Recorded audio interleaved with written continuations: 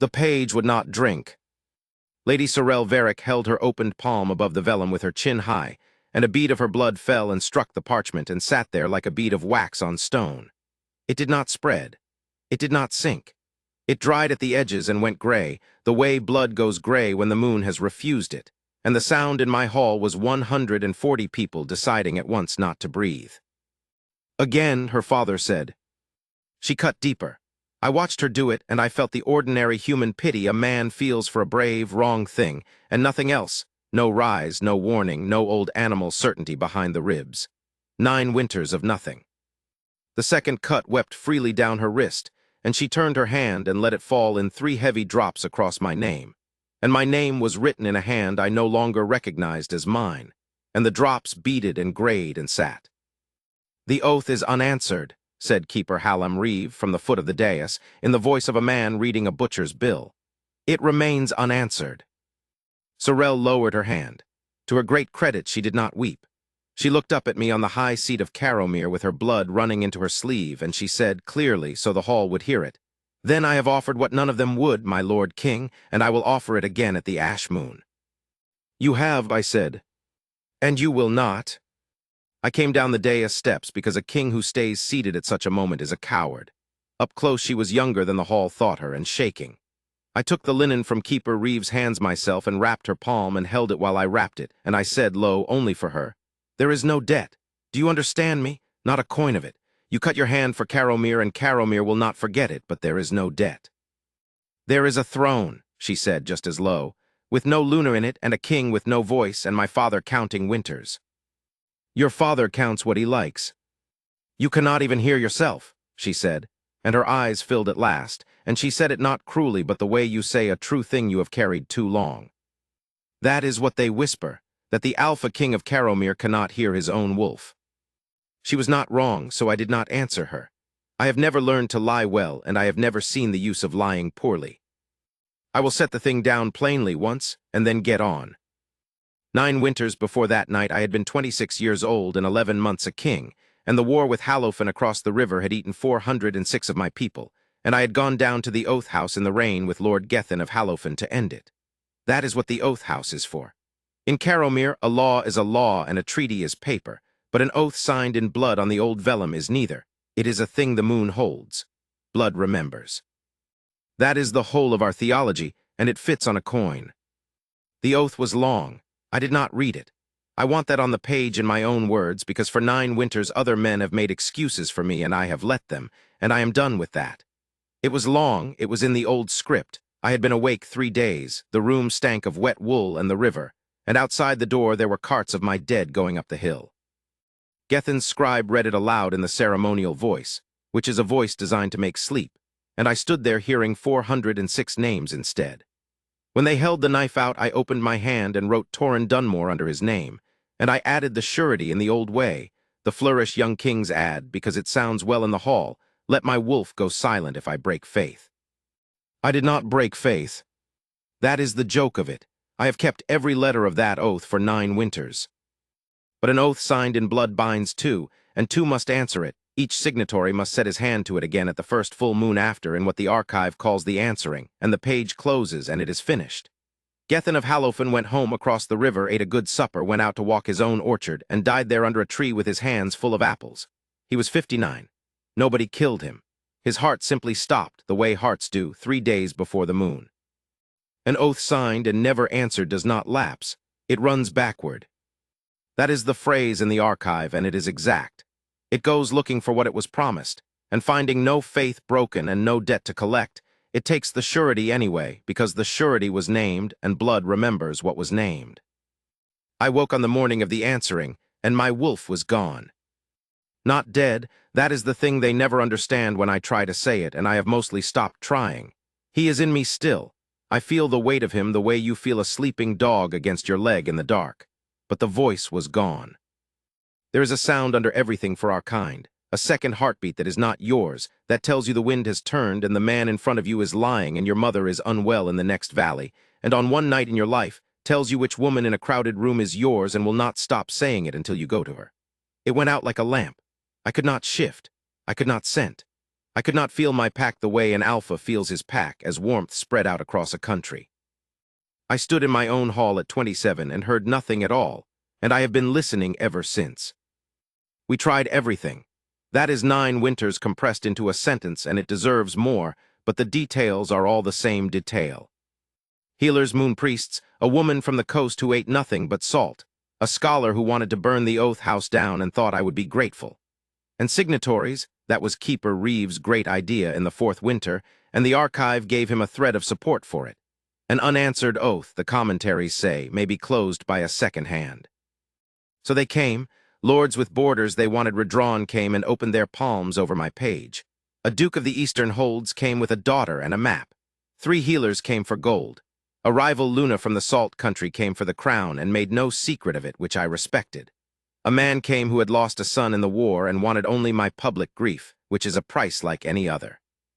Every one of them cut deep, and every one of them bled honestly, and every single time the vellum lay there and let it dry gray. And every time, when the hall had emptied and the great candles were being pinched out, a young woman in a gray scribe's apron came in with a blotting cloth and a little pot of pumice, and knelt down beside the lectern and cleaned another man's blood off the page that had eaten my voice. I had seen her do it 9 times, 10 that night. I could not have told you her name. That is not a thing I am proud of. I am telling it because it is the shape of the whole story. She came in after Sorrel was taken out to be stitched, when the hall was down to torch smoke and Caddock and me, and she came without hurry, and she knelt on the stone with her cloth and her pumice pot and began at the outside edge and worked inward, which I noticed because I had nothing else to do but notice things. Her hands were ink-stained to the second knuckle in a way that does not wash out. She was perhaps 28. She had a great deal of dark hair pinned up with a plain pin and coming down anyway, and a long, quiet face that gave nothing away, and she worked as if the page were an animal she did not want to wake. Keeper Reeve was still by the door with the false copy in his hands, telling my beta what he intended to try at the ash moon. Because the commentary is plain, he was saying. Any hand may answer. It says any hand. What we have not tried is rank. We have had lords, we have had healers, we have not had a full council of 9 opening their hands together, and I believe the weight of 9. It does not say any hand, said the woman on the floor. She did not look up. She said it the way you would correct a child's arithmetic, without heat, without even much interest, and went on rubbing at Sorrel's blood. The hall got very quiet. Caddock's eyebrows went up into his hair. Keeper Reeve turned around slowly. Hallam Reeve was 70 that year and had been oath keeper of Carrowmere for 31 of them, and he was not a cruel man, but he had the particular deafness of a man who has been the cleverest person in a room for 3 decades. I beg your pardon, he said. It does not say any hand. She set down the cloth. It says a hand of the writing house. 3rd tier, the Pharaoh commentary, the leaf is loose so it gets turned 2 at a time. The copy you are holding was made in your grandfather's day from a copy, and the copyist read aught for aught, and the sense went out of it, and everybody has been reading it wrong for 90 years. She picked up the cloth again. It is not your fault. It is a bad copy. Girl, said Keeper Reeve, I have read that commentary 400 times. You have read that copy 400 times, she said. I said, what is your name? Then she looked up. She had a way of coming to a stop before she answered anything, a full breath, sometimes, too, as if she were checking the words against something. I would learn to wait for it.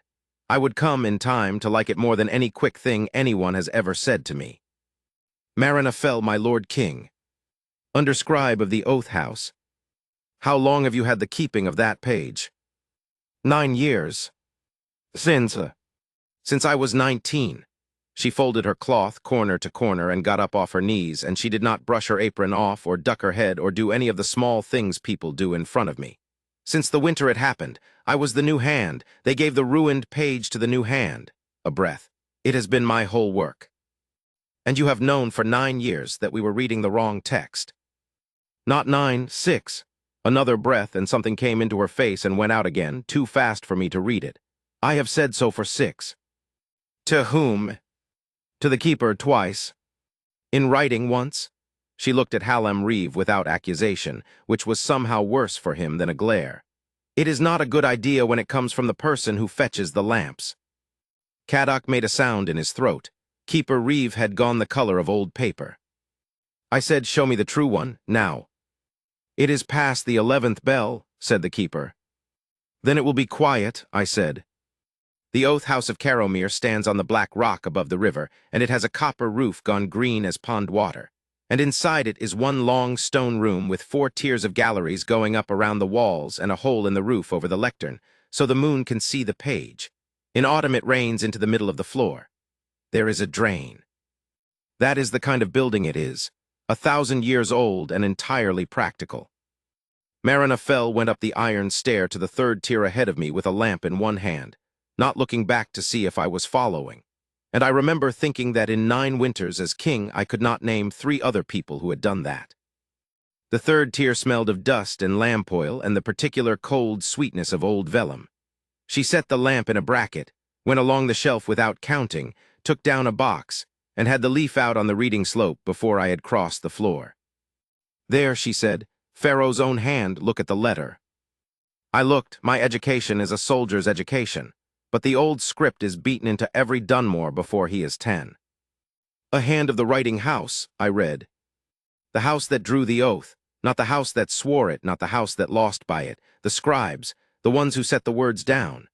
She put one ink-stained finger beside the line without touching it. "It has never been about rank, my lord. It has never been about how much a man is willing to bleed. Lord Varick has been opening his daughter's hand for 2 years on the strength of a copyist's slip." "Who drew my oath?" She had her breath ready, and then she did not use it. She straightened the leaf a half-inch that did not need straightening. "Halofin's scribe drew it," she said. "It was drawn on their side of the river and brought over." "That is in the record." "Name?" "The record gives no name," she said, "for the drawing hand." That was the first thing Marina Fell ever said to me that was not the whole truth, and I did not hear it, because I had no wolf to hear it with, and because I had already turned away to the lectern below where my own page lay under its glass with a gray stain on my name. "Then Halofin's scribe is 9 winters dead in a burned town," I said, "with everyone else." "Yes," she said. "So there is no hand." I did not say that. I turned around. She was standing very straight in the lamplight with her hands folded in front of her apron, and her face was doing the thing it did, giving nothing, holding everything. "Marina Fell," I said, "if you are being careful with me, stop. 9 years is a long time to fetch lamps for a king who cannot hear. I would rather be told a hard thing tonight than a kind thing at the ash moon.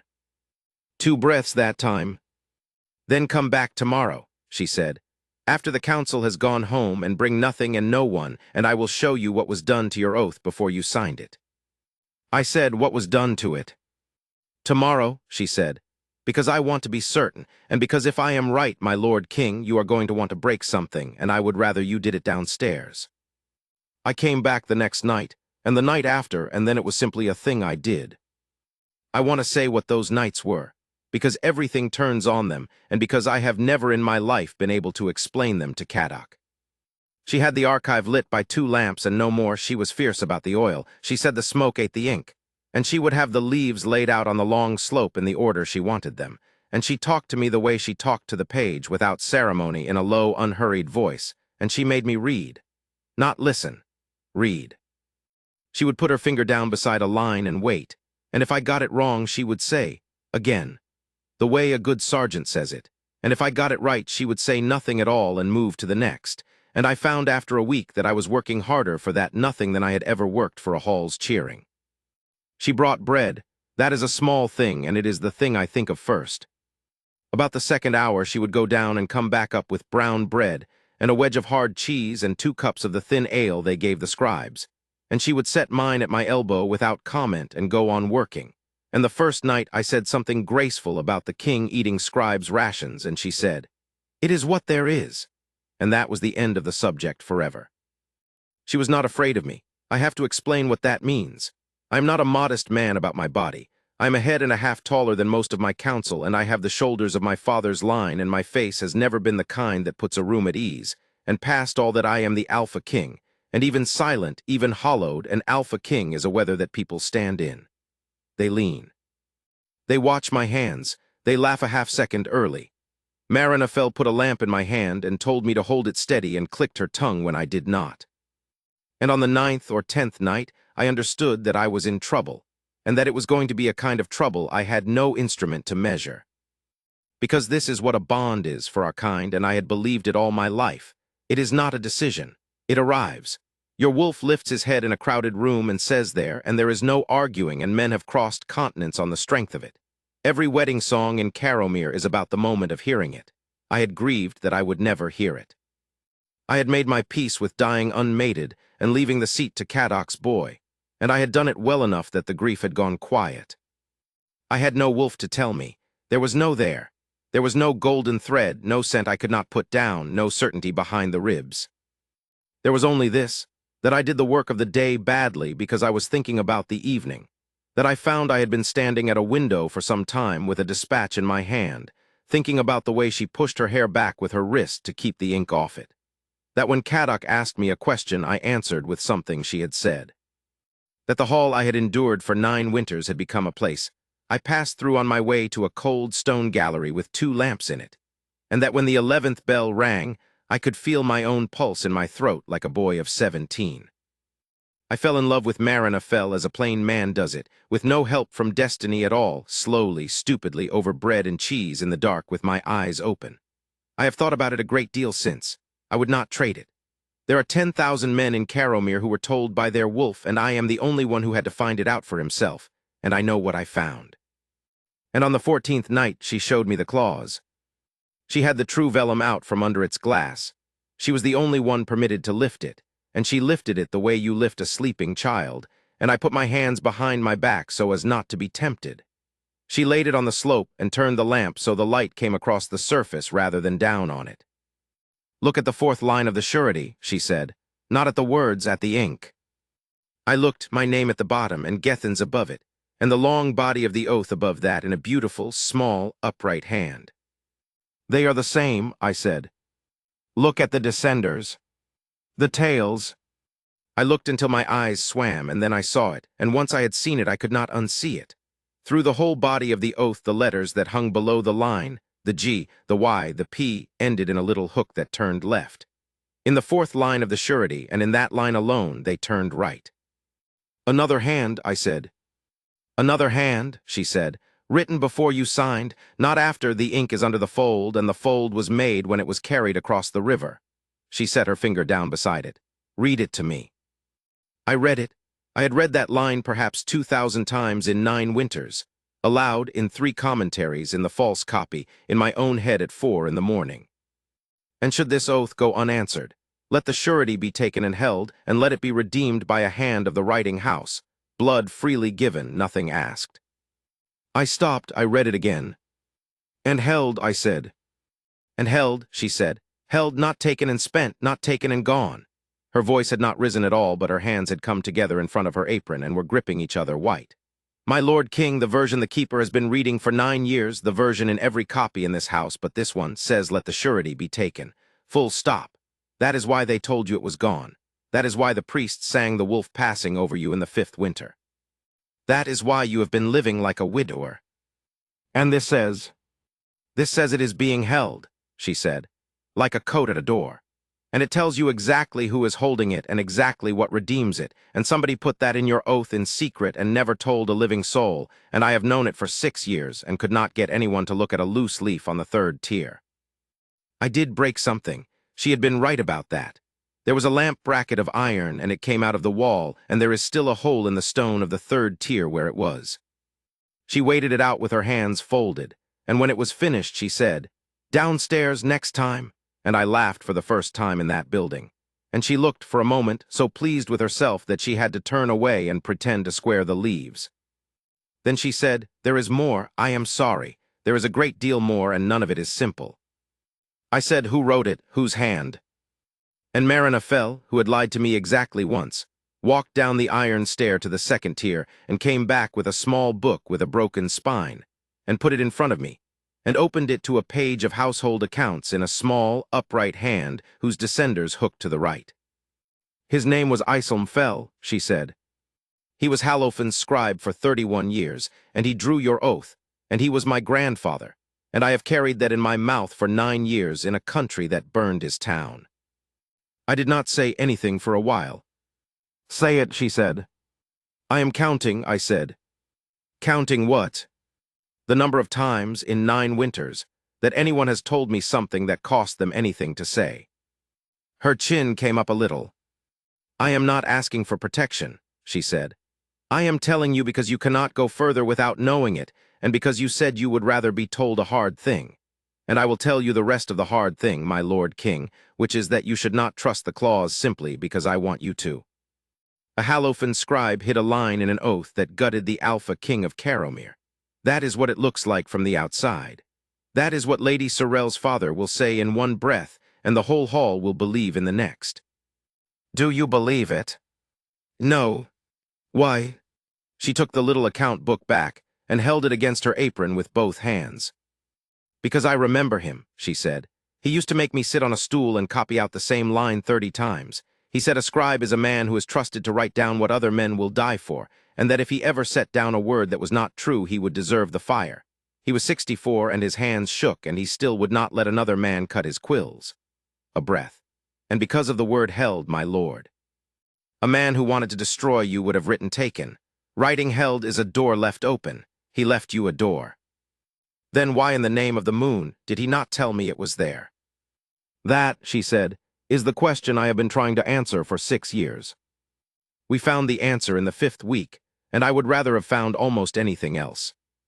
She had put me to work in the war chest of the 2nd tier, the loose Hallowfen papers, half of them water-ruined, that had come over the river in carts when the town fell and had been shelved by a clerk who did not read the old script and had sorted them by size.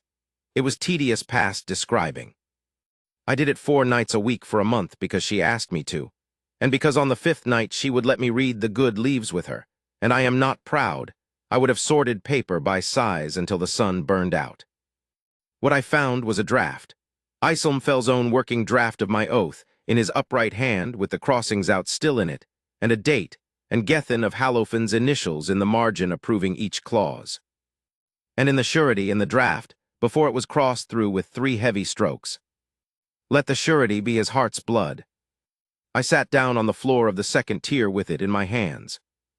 Marina came and read it over my shoulder, and I heard her breathe in. Gethin approved that, I said. His initials are there. He initialed that? Yes. I would have signed it. My own voice sounded far away to me. Marina, I would have signed it. I did not read it. I stood in that room and put my name to page, and I did not read it. And if your grandfather had left it as it was drawn, then when Gethin died in his orchard 3 days before the moon, that oath would have run backward and gone looking for its surety, and its surety was my heart's blood. I looked up at her. It would have killed me. In my sleep on the morning of the answering, at 27, with no heir and my council at war with itself, and Hallowfen broken on the other bank. It would have killed me, and it would have taken Caromir with me inside 2 years. She had gone down on her heels beside me. She did not touch me. I have thought about that, too. She was not a woman who touched people, and when she finally did, it was worth a kingdom. He crossed it out, she said very quietly. In the room or on the road or the night before, he crossed out the death and he wrote in the voice and he wrote held, and he left the redemption clause with his own house named in it, because it was the only thing he could give you that would not have to be approved by Gethin. A breath, and her voice was not steady. He signed his own hand to a forgery, my lord. That is the fire for a scribe. That is not disgrace, it is the fire.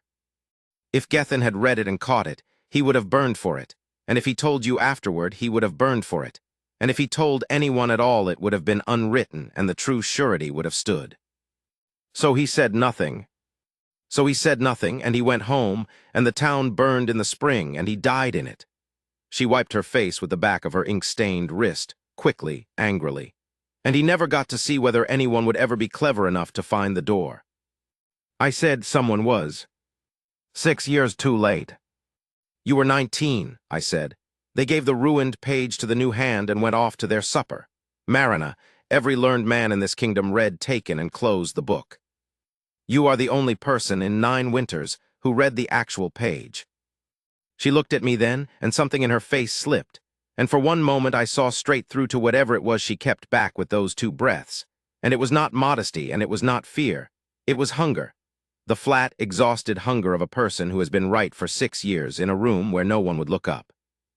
Then it was gone, and she said, There is a fourth commentary on the redemption clause, and it is in the third tier, and I have been putting off reading it because I am afraid of what it says about the cost. Bring the lamp. We never read it that night because the fire started an hour later. I have gone over it, Kadok has gone over it. There was a lamp left burning on the third tier that neither of us left burning, and there was a spilled jar of the pumice oil that Marina had never in her life left unstoppered. And the tier that took the fire was the tier with the Pharaoh commentaries and the loose leaf and the fourth commentary on the redemption clause, and not one shelf on either side of it caught at all. That is either the moon's own coincidence or it is not, and I have my opinion, and I could not prove it then and cannot prove it now, and there are 3 men who were on the door that night who have never been able to look at me since. What I remember is going down the long room and hearing her above me in the smoke, and shouting her name up into it, and hearing her shout back, not help, not my name, but a shelf number. "Fourth bay," she was shouting. "Fourth bay, the low box, get the low box out." I went up the iron stair 3 at a time, and the whole gallery was orange and roaring, and she was on her knees at the fourth bay with her apron over her face, pulling boxes out and throwing them behind her down the stair. And when I got my arm around her waist to take her out, she fought me, elbowed the Alpha King of Caromir in the mouth, hard, and got 2 more boxes out before the shelf came down. She would not let me carry her. She came down that stair on her own 2 feet with her hands blistered to the wrist and her hair singed off on one side, coughing so hard she could not stand up straight, leaning on my arm because I would not let go of her. And at the bottom she sat down on the wet stone in the rain hole under the roof and looked at what she had saved and started to laugh, which turned into something else. And I sat down on the flooded stone beside my king's cloak, and let her put her head against my shoulder and cry for about 90 seconds, which was all she permitted herself.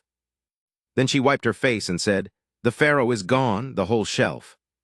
90 leaves. You saved 5 boxes.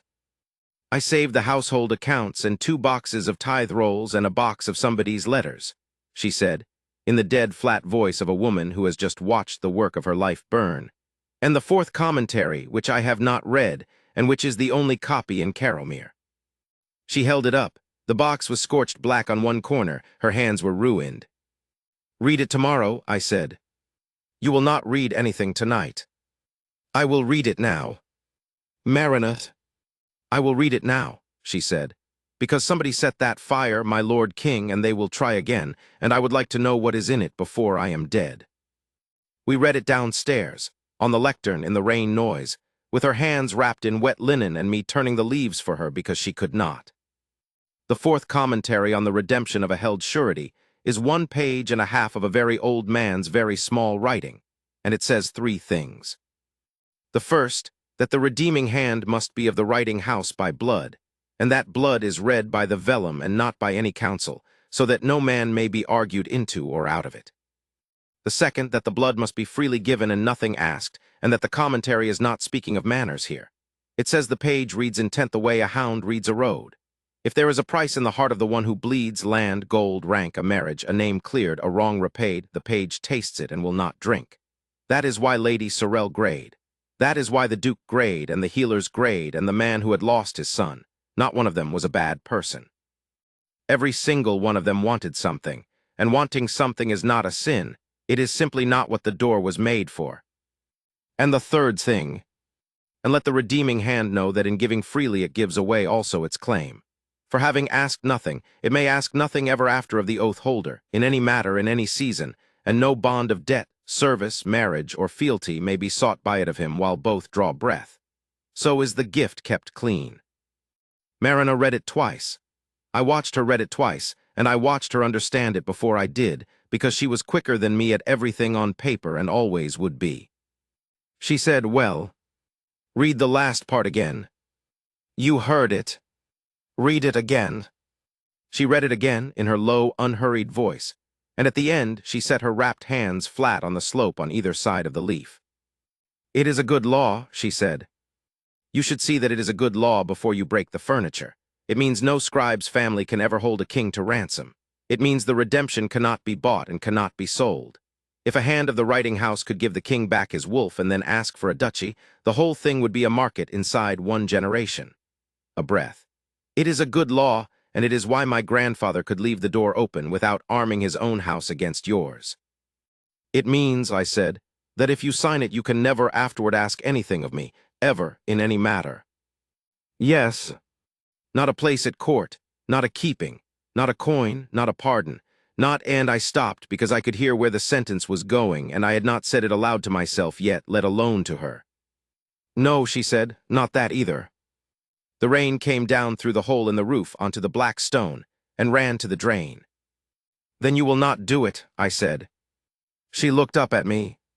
I am the last hand of the writing house of Hallowfen, she said. There is nobody else. My grandfather had one son and my father had one daughter, and everyone else who could hold a pen in that town is 9 years in the ground. There is no other hand in the world, my lord king. It is me or it is never. Then it is never. You do not mean that? I am the Alpha King of Caromir, and I mean it entirely. You have been living half a life for 9 winters, she said, and her voice finally rose, the only time in all those weeks. And you cannot feel your own pack, and you cannot shift, and you have to be told when a man is lying to you, and there is no air, and Lord Varric is counting winters exactly as his daughter said, and there is a door standing open with my family's name written on it, and you would rather nail it shut than let me be the one to walk through it. Say why. You know why. Say it. Because, I said, I have spent 9 winters unable to hear anything at all, and I have found, in 5 weeks of eating bread on a cold gallery, that I can hear you. And you are asking me to buy my wolf's voice with the only thing I have wanted since I was 26, and you are asking me to let you pay for it. No, find me another door. She was quiet a long moment. There is no other door, she said, and you have just made it impossible. Good. No, my lord, listen to what you have done. She was white, nothing asked. If I go to that page now wanting you to look at me the way you have been looking at me, the page will taste it, and it will gray, and it will be the 10th gray stain on your name, and it will be mine. I had not thought of that. I felt it go into me like a splinter. Then we do not do it, I said.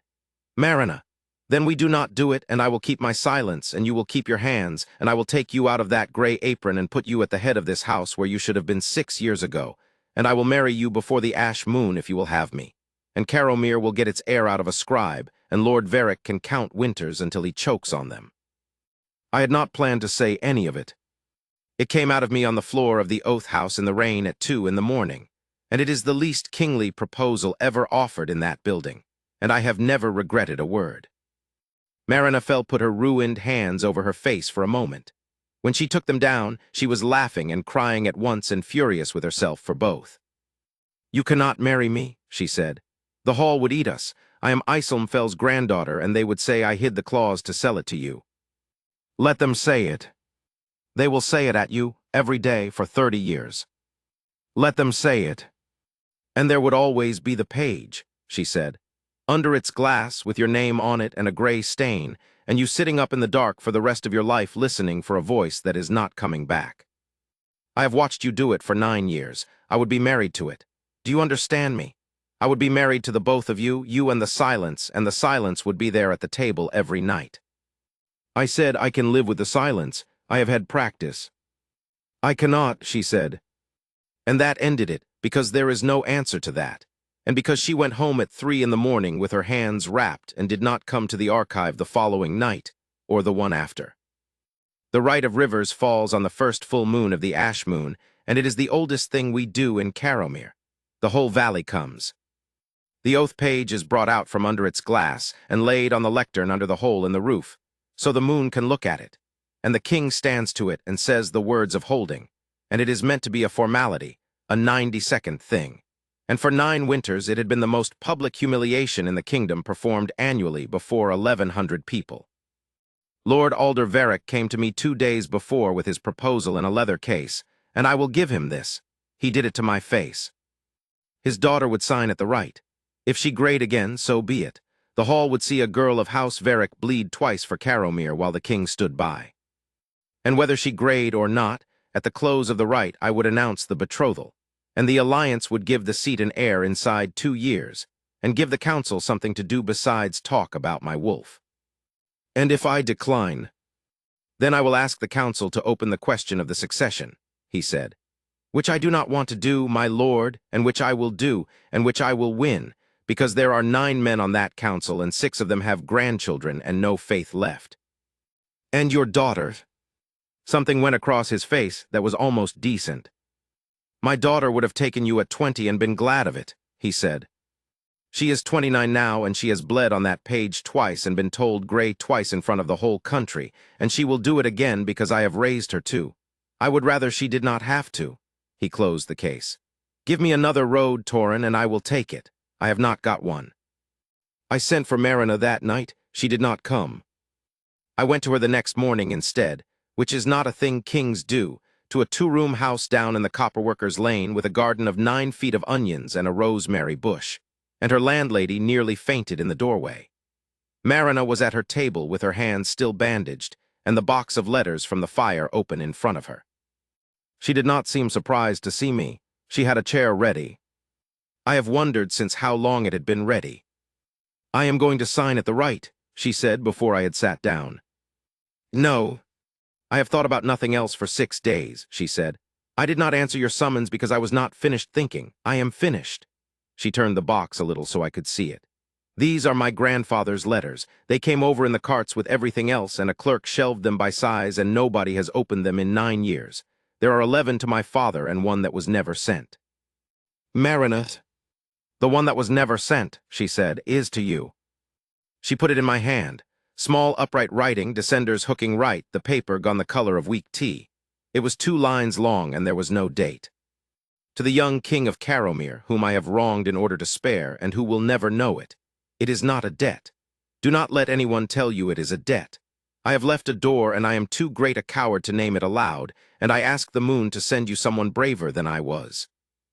I read it perhaps 6 times. He was not a coward, I said at last. No, she said. He was 64, and he had a family in a town that was about to burn. A breath. And he asked for somebody braver, and I am the only person left who can be it, and I have spent 6 years being right in an empty room, and I am tired, my lord king. Her voice did not break. I am so tired of being right in an empty room. They will say you are a traitor's granddaughter selling a door. They will. Varric will say it in front of 1,100 people. He will. And if the page grays, I said, because there is a price in your heart. There will not be, she said. How can you know that?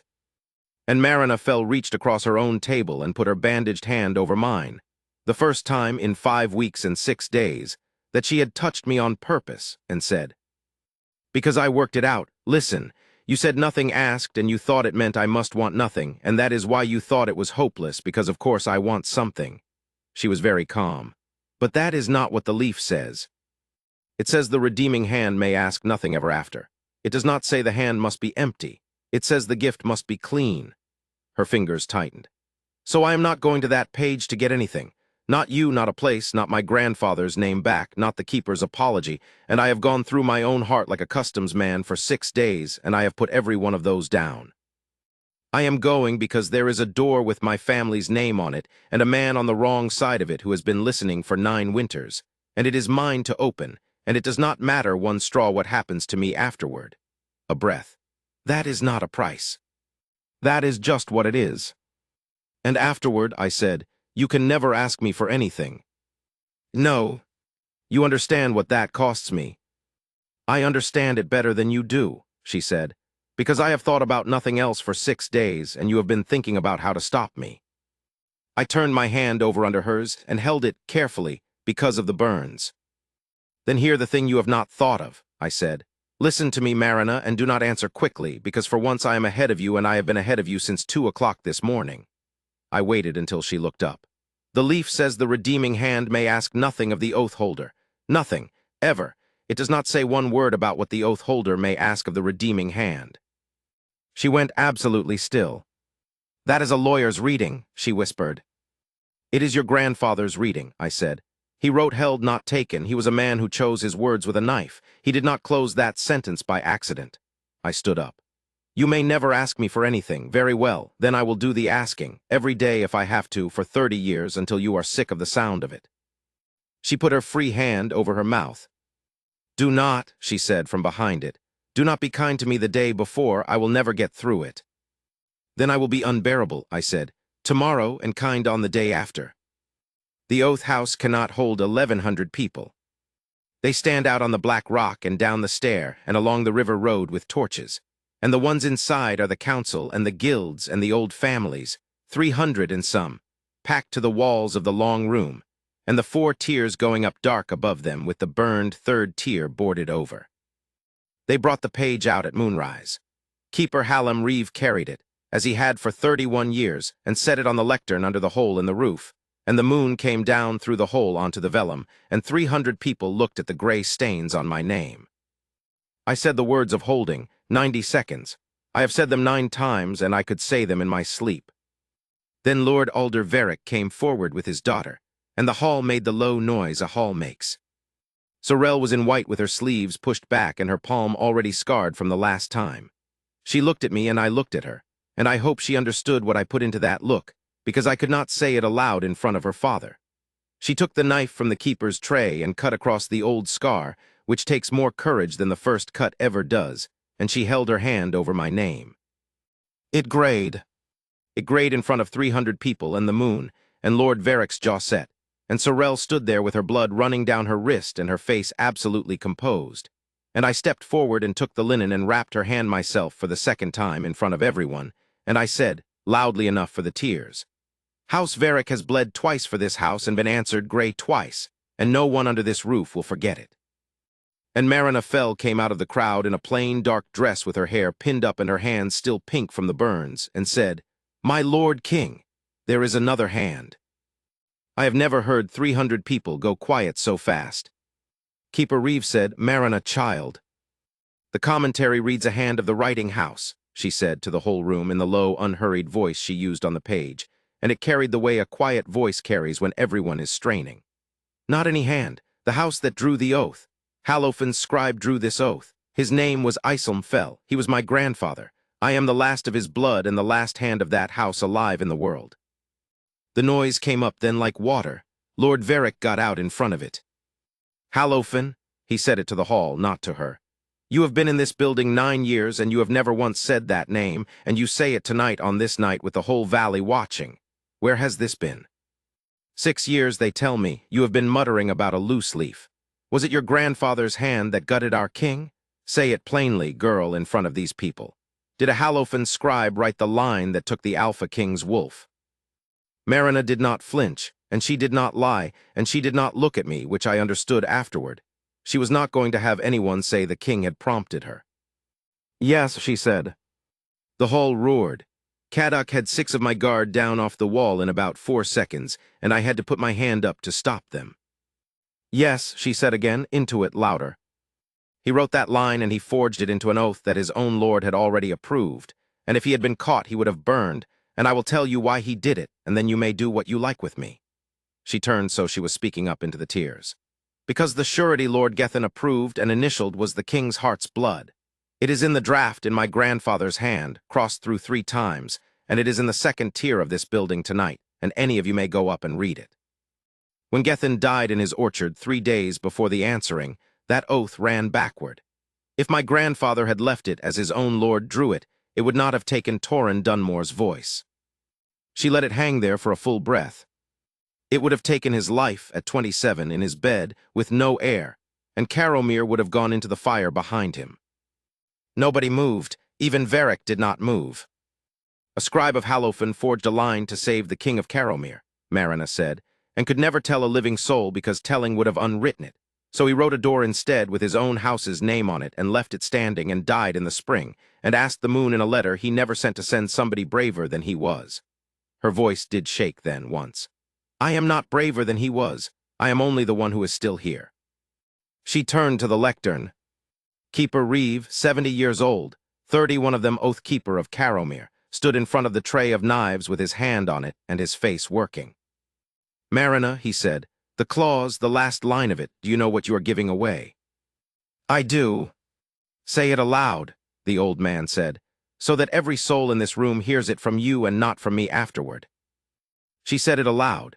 She said it in the old script first and then in plain Caromir, and I watched 300 faces understand, one after another, exactly what she was standing there offering.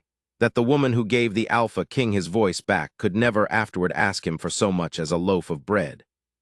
Then Hallam Reeve took the knife off the tray and put it into her hand himself, and stepped back, and bowed to her, which I had never in my life seen him do to anyone but me. She did not make a performance of it. She turned back her own sleeve, and she looked once at the page at my name, and the 9 gray stains, and the small upright line with the descenders hooking the wrong way. And I saw her mouth move, and I am nearly certain she said there, the way you say it to a thing you have finished at last. And she cut her palm and held her hand over the vellum with her fingers spread. The blood fell. It did not bead. It went into that page the way rain goes into plowed ground. It ran out along the fibers, fast, faster than blood moves, tracking the letters of my name and Gethin's name and up through the body of the oath. And the whole room made one sound, and then the red went out of it, went pale, went white, went silver, and every letter on that vellum lit at once, cold and bright as the moon in the roof hole, so that the light of it came up onto Marina's face from below, and I could see the fine hairs on her arm and the tears standing in her eyes. Under my name and Gethin's, a third line wrote itself. I want to be exact, nobody wrote it, there was no hand. The letters simply arrived, one after another, in silver in the old script, at the speed of a person writing steadily, and the whole hall stood there and watched it happen, and Keeper Reeve went down on his knees in the middle of it and stayed there. The surety is redeemed and returned. Caromere holds no debt of Hallowfen. Let the house of the king be told. The voice is given back and the ear with it. Let him hear now what was standing beside him all this while. And then the last thing, in letters no bigger than the rest. Marina of the House of Fell, Luna of Caromere. I did not read that last line at the time. I have been told it was there. I have read it since 10,000 times under the glass. What happened to me happened in the same instant, and I have tried for years to find the words, and here is the best I have. 9 winters is a long time in a house with the shutters closed. You forget it is dark. You learn the furniture, you find the door by counting your steps. You tell people you manage very well, and you do manage very well, and you forget entirely, completely, the way you forget your own face, what a room looks like with the shutters open. Someone opened the shutters. It came in from every direction at once. The valley first, of all things, 1,100 people out on the Black Rock and down the river road, and I felt them, the whole warm shape of them spread out under the moon, the sleeping children in the arms of the ones at the back, the anxious ones near the door, the old woman on the stair who was crying and did not know why yet. My pack. 9 years I had ruled them by asking. Then the room, 300 hearts and Caddocks among them going like a hammer, and Sorel Variks and her fathers, and Hallam Reeves on his knees. Then scent, which I had honestly forgotten was a thing, lamp oil and wet wool and rain on hot copper and the whole vast library smell of the Oath House, 4 tiers of it, 1,000 years of dust and ink, and under it all the burned tear still bitter. And then under my own ribs, after 9 winters of a weight that never moved, something lifted its head. He did not speak in words, he never has. What he did was turn the whole enormous silent bulk of him, turn away from the page and away from the hall and toward the woman standing at the lectern with her cut hand still open and her face lit silver from below, and he knew her, not learned her. Knew her the way you know a house you grew up in, and said the thing our kind spend their lives waiting to be told, and said it not as news but as a reproach, in the tone of a hound who has been shut in a room for 9 years with the door unlocked. Her, you fool, it has been her the whole time. I had thought in 9 winters of imagining that when it came back I would fall down. I did not fall down. I got about half a breath in and then I put my head back and I howled. I had not made a sound like that since I was 26 years old. It came up out of a place I had padlocked, and it filled that stone room to the 4th tier and went up out through the hole in the roof into the rain and the moon, and for one heartbeat the whole valley was silent. And then Caromere answered. The guard on the Black Rock first, close and ragged, then the crowd down the river road. Then the copperworkers' lane, and the mill, and the farms on the near bank, and the shepherds holds up under the sallows, and further out. Every wolf in that country, thousands of them, taking it up in waves going away from us into the dark.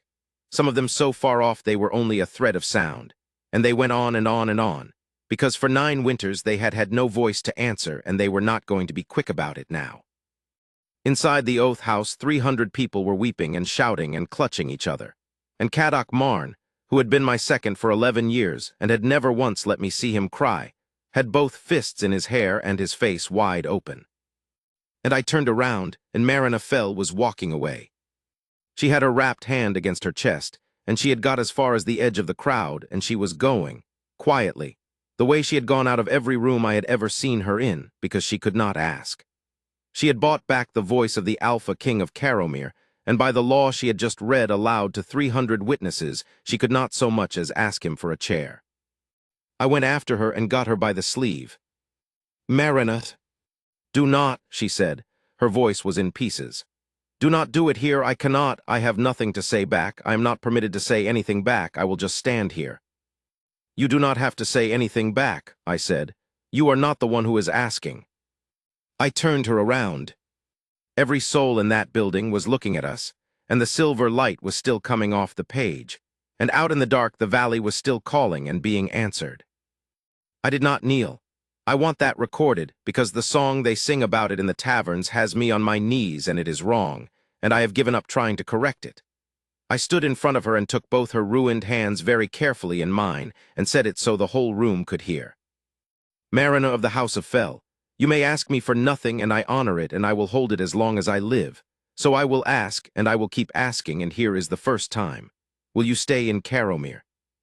Will you take this house and this hall and this cold, miserable building? And will you take me, a man who did not read the page in front of him once and has been paying for 9 winters, who cannot spell, who breaks lamp brackets, who will be difficult and old and probably deaf again someday in the ordinary way? Will you have me, and be my wife, and my Luna, and let me be the one who says the thing out loud from now on, every day, for as long as we get?" Her face came apart. "That is not clean," she whispered. "The gift." "The gift is given," I said. "It is on the page in silver. It is finished, and it was clean, and every person here saw it. This is the day after." She said Torin. It was the first time she had ever used my name, and I heard it with both halves of myself, the man's ear and the wolf's, and I will hear it that way until I die. "Yes," she said. "Yes, ask me every day. I will never be able to ask you back, and you will have to bear that, and I will say yes every time." I do not remember the noise the hall made. Caddock says it took the swallows out of the roof. Afterward, in the order things go afterward. Lord Alder Varick came to me before the moon was off the page. He did not make a speech. He said, "I withdraw the proposal, and I withdraw the question of the succession, and I will say publicly that I was wrong about the fell woman, and I will say it first, before it can be said for me." Then he said, quieter, "I would take it as a kindness if the Luna would find some use for my daughter. She is the cleverest of my children, and I have wasted her.